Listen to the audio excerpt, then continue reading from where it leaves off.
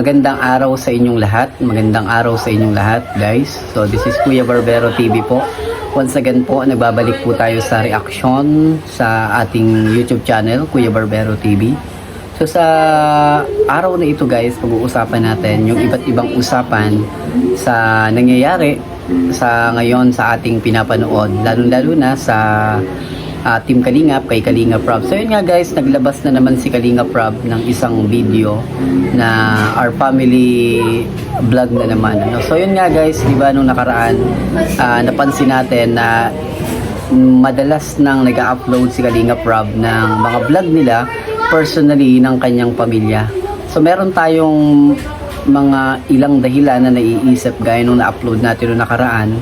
Merong ilang mga dahilan kung bakit madalas nang nag-upload si Kalingap Rob ng mga family video or ng memories nila, kasi yung nakikita natin ay possible na baka ngayon ganun nga rin yung nararamdaman ni Kalingap Rob.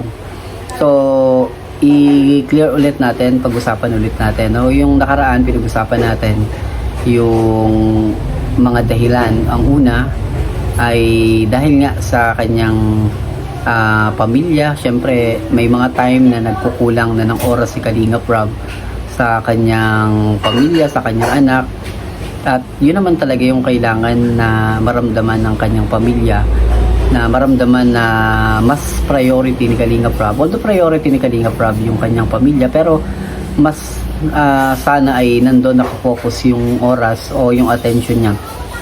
Pero nga, ang dahilan kasi kung bakit minsan ay nauubos yung time ni Kalingap Rob at hindi rin ito na-appreciate ng marami.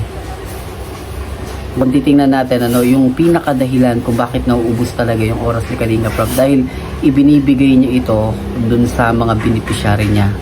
So nakita naman natin na pagdating sa beneficiary ni Kalingap Rob, napaka-asikaso niya. Kapag ka merong mga emergency, may kailangan puntahan sa hospital, may mga bills na kailangan bayaran, may mga pabahay na kailangan asikasuhin, kaliwat kanan na mga beneficiary na may mga problema, either emotional, financial, material, lahat nandun yung aura o yung essence ni Kalingap Rob. So para baka nangyari, ang naging pamilya niya ni Kalingap Rob ay yung mga beneficiary na sana ay naging secondary, niya lang to, naging secondary na kumbaga naging secondary na lang sana niya to. Pero makikita naman natin kung gaano kabait at kabuti talaga itong Kalingap Rob, kasi sa halip na maging priority, top priority ay yung pamilya, ang naging top priority niya minsan ay yung ibang mga tao na tinutulungan. Example, nung mga nakaraang mga bagyo, nung nakita natin yung upload niya, walang laman yung kanyang mga cabinet para makapag-stock sana ng pagkain para sa kanyang pamilya, para sa kanyang anak. Wala silang grocery, pero anong ginawa niya? Lumabas pa siya para makapag-grocery alang-alang sa pamilya niya. So hindi minsan natin naiisip na ibinibigay niya, ibinubuhos niya na yung oras, panahon sa ibang mga beneficiary na halos naubos na talaga yung oras ni Kalingap Rob. So imagine natin kung gaano kabuti at kabait yung isang Kalingap Rob, na sana na yung oras na yon ay nagpapahinga na sana siya, nagre-relax sana, nag-e-enjoy na sana kasama yung pamilya kahit bumabagyo. Pero wala, lumabas pa rin at naghanap pa rin ng mabibili ng pagkain. Tapos ang nangyari pa, nakatulong pa siya, meron pa siyang mga natulungan. So isipin natin yun, yung ganong mga senaryo, para bang ang hirap para sa isang ama, na para bang ano yung uunahin niya, So ang hirap para kay Kalingap Rob nito. Yun yung mga nakikita nating dahilan, pero hindi naman ito yung pinaka reason.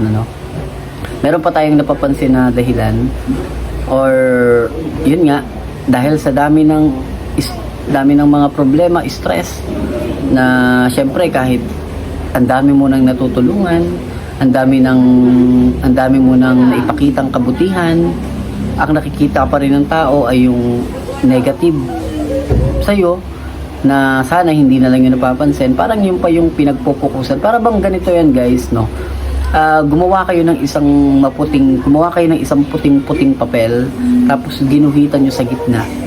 Tapos nakapokus kayo dun sa guhit.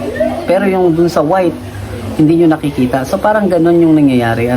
Yung kabutihan ni Kalingap Rob ay yung puting papel. Tapos gumuhit ka lang, ang nakita ng tao ay yung guhit.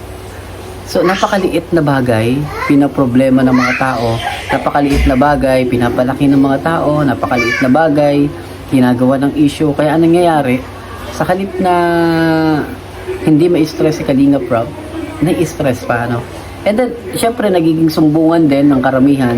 Alam naman natin na napakaraming reactor sa social media ng Team Kalingap. Minsan, nagiging cause pa ito ng problema kay Kalingap Rob. Hindi naman lahat ng reactor, may mga ilan lang na sana hindi na pinaparating pa yung problema, or sana pinag-uusapan na lang by personal, or pinag-uusapan na lang by through chat, or sila-sila na lang yung nagsosolve. Pero anong nangyayari, nasusolve pa ni Kalingap Rob yung problema, o susolve pa ni Kalingap Rob. So ang mangyayari, sa halip na nalilas na yung alalahanin o yung problema niya, dadagdagan patuloy. Para bang dinadagdagan patuloy. So yun yung mga nakikita lang natin na dahilan. So hindi naman natin nilalakat ng mga nagre-reaction, although maraming nagre-reaction ng maganda tungkol kay Kalingap Rob. Pero sana yung hindi na madagdagan yung problema niya. Kung may problema ang bawat reactor, may problema ang bawat isa. So maganda na sila na lang yung mag-usap, personal or through chat. Tapos isolve na kaagad para walang maging problema. At yun nga guys, meron pa tayong isang pag-uusapan yun. Nagpakita na nga ulit si Baby Rabay ng kakulitan. Isa pa ito, si Baby Rabay, napaka-kulit, napaka-chill, napakabait na bata, at napakatalino at napakabibo. Kitang-kita na naman natin kung kanino nagmana ang batang ito. Siyempre, kay Kalingap Rob, at punang iba kay Ma'am Jack Taffy, kay Ma'am Jack, And then nga guys, eto, panoorin nyo yung video, makikita nyo kung paano nagpukulitan si Kuya Jello Mags TV at syempre si Baby Rabay. Panoorin nyo yung video, tapos bigyan natin ng maiksing komento.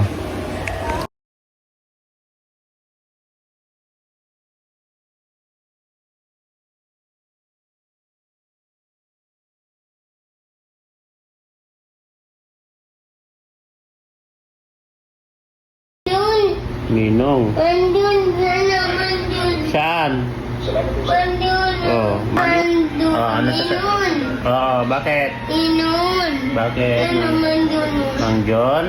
Mandun. Saan? Na naman. Sandali lang at tawagan na. So yun nga guys, kita natin yung video na kay Kuya Jello Mags TV na kung paanong kinukulit ni Baby Rabay si Kuya Jello Mags. Makikita naman natin kung gaano kabibo, kataas yung IQ ng batang ito. So napansin niyo yung pagtawag niya kay Kuya Jello, parang matanda makipag-usap itong si Baby Rabay. Ito yung kinagigiliwan ng karamihan sa social media. Actually, maraming gustong mapanood talaga si Baby Rabay sa bawat vlog ng mga Team Kalingap, at isa ito sa inaabangan ng karamihan. Hindi naman natin maikakaila na talagang ang Baby Rabay ay gifted, ika nga, pagdating sa talino, sa kabibuhan. Siyempre, hindi na natin isasama itsura kasi alam naman natin na gwapo at maganda yung kanyang magulang. So, kumbaga, gifted ang batang ito. Kaya ang ganda niyang panoorin, nakakatuwa, nakakatanggal ng stress. Kaya nga ang dami nagko-comment sa atin kapag nagugupitan natin si Baby Rabay, Kuya Barbero, paki-upload ng video mo kay Baby Rabay. At isa rin ito sa na-appreciate natin sa kabaitan ng mag-asawa ni Kalingap Rob at ni Ma'am Jack. Tuwing nagugupitan natin ay okay sa kanila na mabidyohan at mai-vlog pa ito. At mismong si Kalingap Rob pa nga minsan yung nagsasabing, i-video mo yan, kasi kababata natin siya. So makikita natin yung yung kabaitan at kabutihan pa rin itong mag-asawang ito, So yun nga guys, makikita rin natin na sumingit din si Baby Rabay sa video ng negosyo nila Kalingap Rob, nung Velvet Box. Si Baby Rabay nakatingin siya kay Kalingap, kay Joy Diwata, talagang makikita natin yung kabibuhan ng batang ito at napaka-cute naman talaga.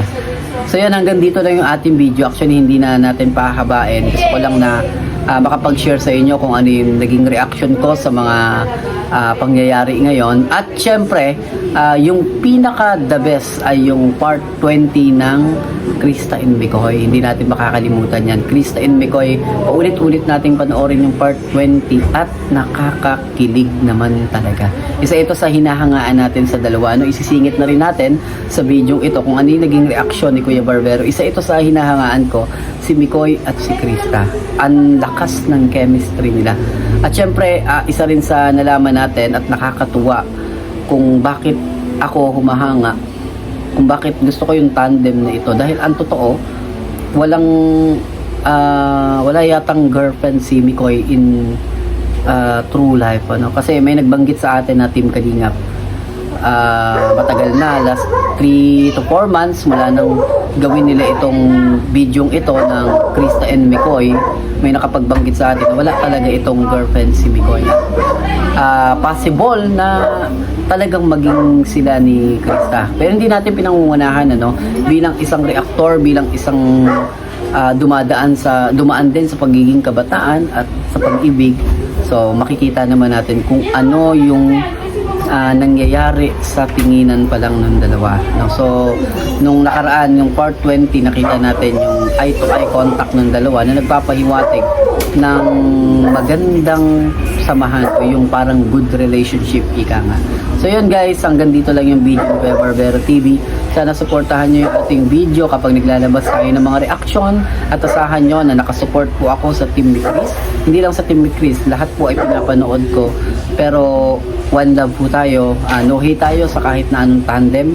Mahal ko po kayo, at syempre gusto kong pasalamatan kayo at paki-like and subscribe din po ng ating YouTube channel.